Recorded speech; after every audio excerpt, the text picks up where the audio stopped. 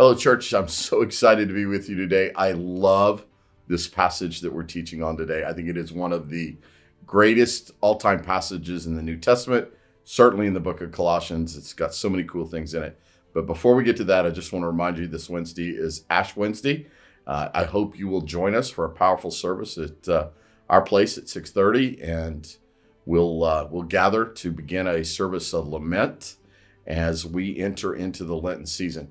And so let me say this to you, that even if you cannot join us for Ash Wednesday, that you would take Wednesday as the beginning of your journey to Easter and begin to look inside yourself and to see what it is that God would like to renew or God would like to change. And so it's just a great season.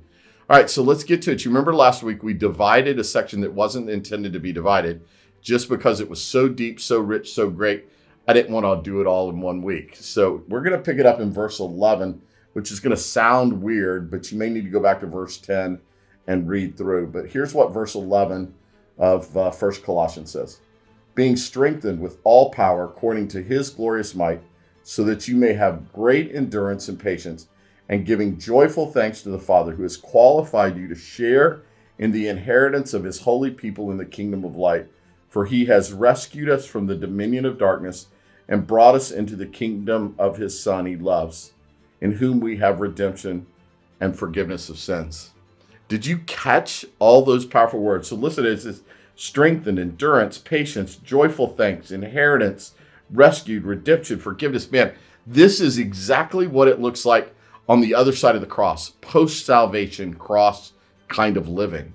This is what theologians call sanctification. All of it is wrapped up right here in this single passage.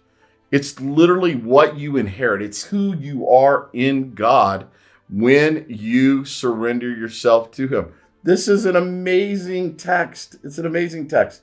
So I think what Paul is doing is reminding you of some attributes that happen when you give yourself to God, that you're going to be strengthened with all power according to whose glorious might? God's glorious might, so that you may have great endurance and patience. Now, let me just pause right there and tell you, I don't know a single one of us who doesn't need a little bit more endurance for this world we're living in and a lot more patience to live in it, right? More endurance, the ability to persevere and push through, and patience, our ability to take the hits when they come and keep on moving forward.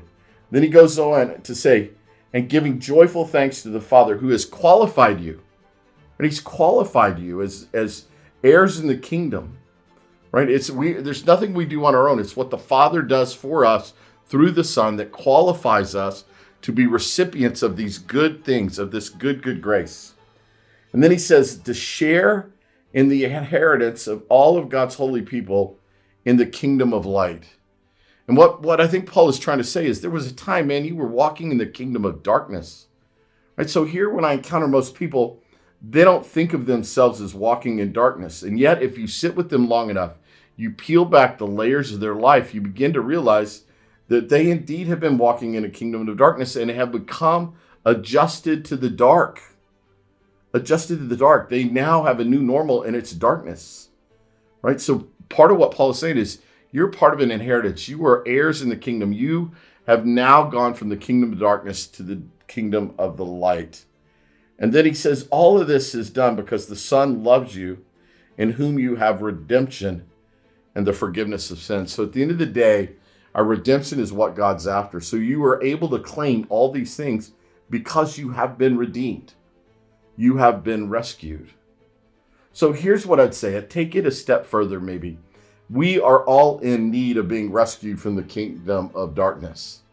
But once we've been rescued from the kingdom of darkness, it's not that we need to have a lifeboat at this point or some sort of life raft thrown to us.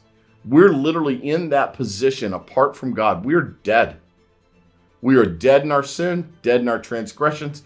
We have a debt to pay that we cannot pay. We are dead. So I would say that Paul is saying, listen, we've got to be rescued to a place where you can be resuscitated, where God can breathe the breath of life into you and give you hope and joy and love and mercy and kindness and just fill your heart to overflowing, because this is what it looks like to be an heir in the kingdom.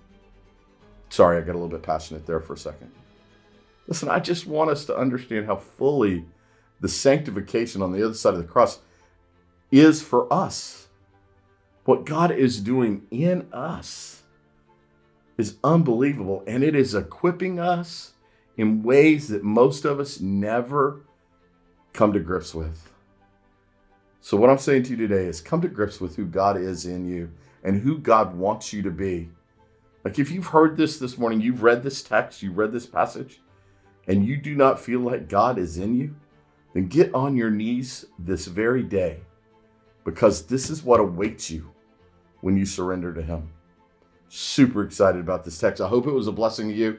Again, I pray that you're getting ready for Easter with the dawning of Lent on Wednesday. I love you.